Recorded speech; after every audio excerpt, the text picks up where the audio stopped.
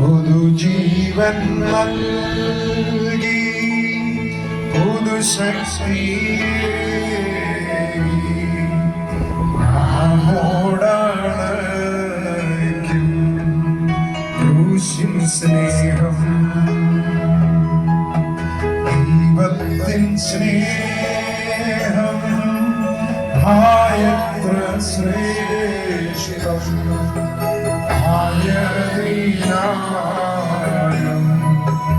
ആർക്കും വർണ്ണിക്കാം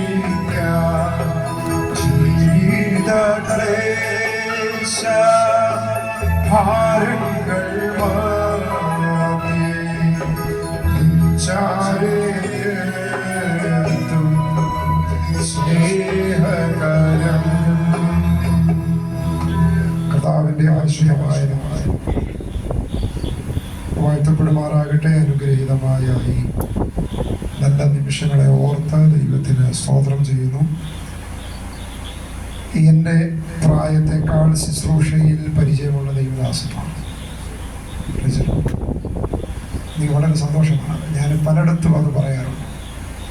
തലമുറകൾ മാറി മാറി വരുമ്പോഴും രണ്ടുപേരും ഇവിടെ ഇരുന്ന് ഇങ്ങനെ ഒട്ടുന്നു.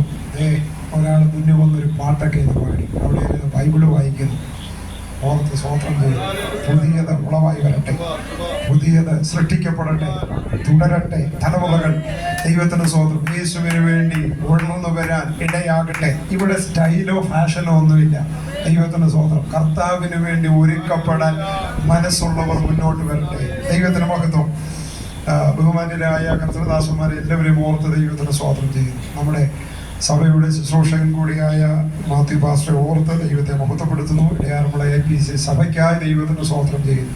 അതിൻ്റെ പകുതി അവിടെ നിന്ന് വന്നതാണ്. ദൈവത്തിന് സ്തോത്രം. ഇവിടെ കാണുന്ന ക്രമീകരണങ്ങളുടെ പകുതി ദൈവസഭയുടേതാണ്. ഞാൻ ആ സഭയുടെ കാഴ്ചപ്പാടിനെ ഓർത്ത് ദൈവത്തെ സ്തുതിക്കുന്നു. ചിലയിടത്ത് കമ്മിറ്റി കൂടാതെ ഒരു കാര്യം നടക്കത്തില്ല. 10 പേര് കൂടി ആലോചിക്കാതെ ഒരു കാര്യം നടക്കത്തില്ല. അങ്ങനെ ചെയ്യേണ്ടത് അങ്ങനെ തന്നെ ചെയ്തോ, ഒരു കുഴപ്പമില്ല. എല്ലായിടത്തും എങ്ങനെയും ചെയ്യാന്നല്ല, ചെയ്തോ അങ്ങനെ തന്നെ. പക്ഷെ സുവിശേഷത്തിന് വേണ്ടി ഒരാൾ ചുവട് വയ്ക്കുന്നു എന്നറിയുമ്പോൾ അതിന് കൈത്താങ്ങാൻ ഒക്കെ എന്ന് പറയാൻ മനസ്സുള്ളവരെ ദൈവം എഴുന്നേൽപ്പിക്കട്ടെ. നമുക്ക് വേറെ ഒന്നും ചെയ്യാൻ ഇവിടെ ഇല്ല. നമുക്ക് വേറെ ഒന്നും പറയാനുമില്ല. ഈ കഴിഞ്ഞ രാത്രി, ഇന്ന് രാത്രിയിലും കർത്താവിന്റെ ദാസൻ പറഞ്ഞു, ഞാൻ അവിടെ ഇരുന്നോണ്ട് മനസ്സിൽ പറഞ്ഞു, വർഷം 1 അല്ല 2 നമുക്ക് നടത്തും. ഞാൻ അവിടെ ഇരുന്നുകൊണ്ട് എൻ്റെ അടുത്തിരുന്നു കുഞ്ഞോച്ചാനോട് ഞാൻ പറഞ്ഞു, ഞാൻ അവിടെ വന്നിട്ട് പറയാവുന്നു, ഇവിടെ വരുമ്പോൾ പറയാവുന്നു.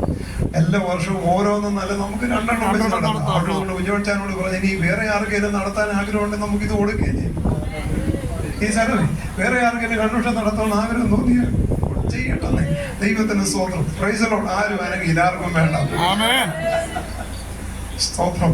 കർത്താവിന്റെ ദാസൻ വിളി തോമസ് പാസ്റ്ററുടെ കുടുംബത്തെ ഓർത്ത് ദൈവത്തിന് സ്തോത്രം. ഞങ്ങളുടെ വേദികളിലേക്ക് ചുവടുകളെടുത്ത് വയ്ക്കുമ്പോൾ ആദ്യമായ കൺവെൻഷൻ വേദികളിൽ പാടാൻ, വിവാഹ വേദികളിലൊക്കെ പാടാൻ ഒരവസരം ഉണ്ടാകുമ്പോൾ ഇന്നും പറയാറുണ്ട്, സംഭാഷണം ശ്രമിച്ചാൽ സംഭാഷണെ കൊണ്ട് പാട്ട് അല്പം കൂടെ നന്നായിട്ട് കൊണ്ടുപോകാൻ കഴിയും, ഒന്ന് സൂക്ഷിച്ചാൽ എന്നൊക്കെ എന്നോട് പറഞ്ഞ് പ്രോത്സാഹിപ്പിക്കാറുണ്ട്. കർത്താവിന്റെ ദാസൻ അതുകൂടി പാസ്റ്റർ എല്ലാ വർഷവും നടത്തണമെന്ന് പറഞ്ഞപ്പോൾ എനിക്ക് ഭയങ്കര പ്രചോദനം വന്നു. പ്രോത്സാഹിപ്പിക്കാൻ ആളുണ്ട്. എൻ്റെ ഒരു പ്രകൃതം കൂടെ നിൽക്കാൻ ആളുണ്ട്. ഏത് മലയെ നിരത്താമെന്നുള്ളൂ. ചുമ്മാ ഉഴപ്പാനാണ് എൻ്റെ കൂടെ വരരുതെന്ന് ഞാൻ പറയാറുണ്ട്. വീട്ടിലും പറയാറുണ്ട്, പിള്ളേരോടും പറയാറുണ്ട്. ദൈവത്തിന് സ്തോത്രം. പപ്പായും അമ്മയും ജിൻസിയെയും കുഞ്ഞുങ്ങളെ ഓർത്ത് ദൈവത്തിന് സ്തോത്രം ചെയ്യുന്നു. ഇതിന് ഒരു ചെറിയ തരി പോലും ഉഴപ്പ് പറഞ്ഞില്ല. എന്തോ ചെയ്യും, എങ്ങനെ ചെയ്യും, എന്തോ വായിച്ചു, ഒന്നും ഒരു വിധത്തിലും പറഞ്ഞില്ല. അതെല്ലാം ഓർത്ത് സ്തോത്രം ചെയ്യും. ഒരു പകൽ ഞങ്ങളിവിടെ ഇതിനകത്ത് എന്തോ പണി ചെയ്തുകൊണ്ടിരിക്കുമ്പോൾ എനിക്ക് തോന്നുന്ന ജിൻസിയാണെന്ന് പറഞ്ഞാൽ കണ്ടിട്ട് ഇതിനകത്ത് വെച്ചാണ് നടത്തിയ എന്താ അന്ന് ഉച്ചയ്ക്ക് തുടങ്ങി പണി. എന്നോട് അങ്ങനെയൊക്കെ പറയാൻ ആൾ കൂടെ ഉണ്ടെങ്കിൽ നമ്മൾ ദൈവത്തിന്റെ കൃപയാൽ ദൈവത്തിന് എല്ലാം ഓർത്ത് ദൈവത്തിന് സ്തോത്രം. ഷാരോൺ വോയിസിനെ ഓർത്ത് ദൈവത്തിന് സ്തോത്രം ചെയ്യുന്നു. രഹബോത്ത് മ്യൂസിക്കൽ മിനിസ്ട്രീസിനെ ഓർത്ത് ദൈവത്തിന് സ്തോത്രം ചെയ്യുന്നു. ഈ സ്റ്റേജും ഈ ചുമന്ന കാർപ്പറ്റും ഈ ചുറ്റോടുമുള്ള തുണിയും ഒക്കെ കെട്ടിയേക്കുന്ന ചെള്ളിയിൽ ഹെയറിംഗ് പ്രവർത്തകരെ ഓർത്ത് സ്തോത്രം. ഫാനെല്ലാം അവരാണ് കൊണ്ടെത്തുന്നത്. അവരുടെ പ്രവർത്തനങ്ങളെ ഓർത്ത് സ്തോത്രം. അങ്ങനെ അനേകരുടെ സപ്പോർട്ടുണ്ട്. ഞങ്ങൾ ശുശ്രൂഷിക്കുന്ന തെളിയൂർ IPC ശാലയം സഭ ഞായറാഴ്ച രാത്രിയിൽ അവിടെ ഒരു വേർപാടുണ്ടായി. അത് നിമിത്തം തിങ്കളാഴ്ചത്തെ മീറ്റിംഗ് മാറ്റി വെക്കേണ്ടി വന്നു. അവിടെ നിന്ന് ആ കുടുംബം ഇന്ന് വൈകിട്ട് മീറ്റിങ്ങിന് വന്നിട്ടുണ്ട്. ഫാമിലി ഇന്ന് രാത്രി ഇവിടെ ഉണ്ട്. എന്നെ ഉച്ചയ്ക്ക് എപ്പോഴും വിളിച്ചു പറഞ്ഞ പാസ്റ്ററെ ഇന്ന് കൺവെൻഷൻ ഉണ്ടല്ലോ. ഞാൻ പറഞ്ഞ കൺവെൻഷൻ ഉണ്ട്, ഞങ്ങൾ കുടുംബമായിട്ട് എല്ലാവരും കൂടെ അങ്ങോട്ട് വരുന്നുണ്ട്. ഞാൻ പറഞ്ഞു എന്തോ ഞങ്ങൾ സന്തോഷത്തോടെ പോരാൻ പറഞ്ഞു. അവര് ഇന്ന് രാത്രി ഇവിടെ ഉണ്ട്. ഓർത്ത് സ്വോത്രം സ്വോത്രം. ജീവിതത്തിൽ എന്തും സംഭവിക്കാം, പക്ഷേ കൂട്ടായ്മകൾക്ക് അതൊന്നും ഒരു തടസ്സമാകരുത്. ജീവിക്കുന്ന സാക്ഷികൾ ഇന്നുമുള്ള ഓർത്ത് കർത്താവിന് സ്തോത്രം ചെയ്യുന്നു. ലൂക്കോസിന്റെ സുവിശേഷത്തിൽ തന്നെ പ്രസംഗിക്കാൻ ഈ രാത്രി എന്റെയും ഹൃദയത്തിൽ പ്രേരണയുള്ളത് ഓർത്ത് കർത്താവിന് ഞാൻ നന്ദി പറയുന്നു. 17-ാം അധ്യായത്തിന്റെ 11 മുതൽ 19 വരെയുള്ള വേദഭാഗങ്ങളാണ്. 19-ാമത്തെ വാക്യം മാത്രം ശബ്ദമുയർത്തി മൈക്കിൽ കൂടെ വായിക്കും. ലൂക്കോസിന്റെ സുവിശേഷം 17-ാം അധ്യായം 19-ാം വാക്യം. എഴുന്നേറ്റ് പോയിക്കൊള്ളുക, നിന്റെ വിശ്വാസം നിന്നെ രക്ഷിച്ചിരിക്കുന്നു എന്ന് പറഞ്ഞു. ദൈവത്തിന് സ്തോത്രം. പശ്ചാത്തലം 10 കുഷ്ഠരോഗികൾ യേശുവിനെ കാണുന്നു. അകലെ നിന്നുകൊണ്ട് യേശു നായക ഞങ്ങളോട് കരുണ തോന്നണമെന്ന് ഉറക്കെ പറയുന്നു. യേശു അവരോട് പോയി പുരോഹിതന്മാർക്ക് നിങ്ങളെ തന്നെ കാണിക്ക എന്ന് പറയുന്നു. പോകയിൽ അവർ ശുദ്ധരായി തീരുന്നു. അവരിൽ ഒരുവൻ തനിക്ക് സൗഖ്യം വന്നത് കണ്ടിട്ട് അത്യുച്ചത്തിൽ ദൈവത്തെ മഹത്വപ്പെടുത്തിക്കൊണ്ട് കർത്താവിന്റെ കാൽക്കൽ വന്ന് കവിണ്ണു വീണ് ദൈവത്തിന് നന്ദി പറയുന്നു. അവനോട് യേശു പറയുകയാണ്, എഴുന്നേറ്റ് പൊയ്ക്കൊള്ളുക, നിന്റെ വിശ്വാസം നിന്നെ രക്ഷിച്ചിരിക്കുന്നു. ഈ എഴുന്നേൽപ്പിക്കാൻ യേശുവിനെ പോലെ കഴിവുള്ള ആരും ഉലകത്തിലില്ല. സ്തോത്രം.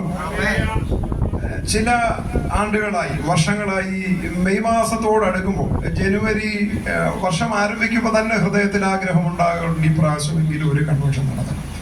2003 മെയ് മാസം 4-ാം തീയതി ഒരു അപകടം നേരിട്ടു. അതിന്റെ കൂടെ ഉണ്ടായിരുന്നവരുടെ കൂട്ടത്തിൽ 2 പേരുണ്ടാകും ഇന്ന് രാത്രി എന്ന് ഞാൻ വിചാരിച്ചു. പക്ഷെ ഒരാളേ ഉള്ളൂ. പത്തനംതിട്ടയിൽ നിന്ന് ബിജു അന്ന് എന്നോട് കൂടെ ഉണ്ടായിരുന്ന കൂട്ടത്തിൽ ബിജു ഇന്ന് രാത്രി ഇവിടെ ഉണ്ട്. മറ്റൊരാളെ കൂടെ ഞാൻ പ്രതീക്ഷിച്ചിരുന്നു, പക്ഷേ അദ്ദേഹത്തിന് എന്തുകൊണ്ടോ എത്തിച്ചേരാൻ കഴിഞ്ഞില്ല. ഡേറമുള IPC സഭയുടെ സൺഡേ സ്കൂളിന്റെ ഉത്തരവാദിത്വവുമായി ബന്ധപ്പെട്ട് നെല്ലിക്കാല വരെ പോയിട്ട് തിരിച്ചു വരുന്ന വഴി ഒരു കോഴിപ്പാലത്ത് വെച്ചുണ്ടായ അപകടം. ചില ആഴ്ചകൾക്ക് മുൻപേ ഡേറമുള IPC സഭയിലെ തന്നെ ഒരു വീട്ടിൽ വെച്ച് ഒരു കർത്താവിന്റെ ദാസി എന്നോട് ദൂത് പറഞ്ഞു, വളരെ വേദനാജനകമായ ഒരു അനുഭവം ജീവിതത്തിൽ നേരിടാൻ പോകുന്നു, പക്ഷെ ഒന്നും സംഭവിക്കത്തില്ല.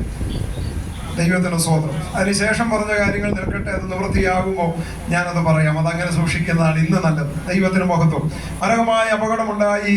ഞാൻ ഒരിക്കലും കൈകാലുകൾ ചലിപ്പിച്ച് എഴുന്നേറ്റ് നിൽക്കുമെന്നോ സുബോധത്തോടെ സംസാരിക്കുമെന്നോ എന്നൊന്നും അന്ന് ആരും എന്നെ പറ്റി കരുതിയിരുന്നില്ല എന്ന് പിന്നീട് ആളുകളുടെ വാക്കുകളിൽ നിന്ന് എനിക്ക് മനസ്സിലാക്കാൻ കഴിഞ്ഞിരുന്നു. ദൈവത്തിന് സ്തോത്രം. കാരണം ഞാൻ അബോധാവസ്ഥയിൽ സ്ഥലകാല പരിധി സ്ഥിതികളെല്ലാം മറന്ന് സംസാരിക്കുകയും ഒക്കെ ചെയ്യുമായിരുന്നു.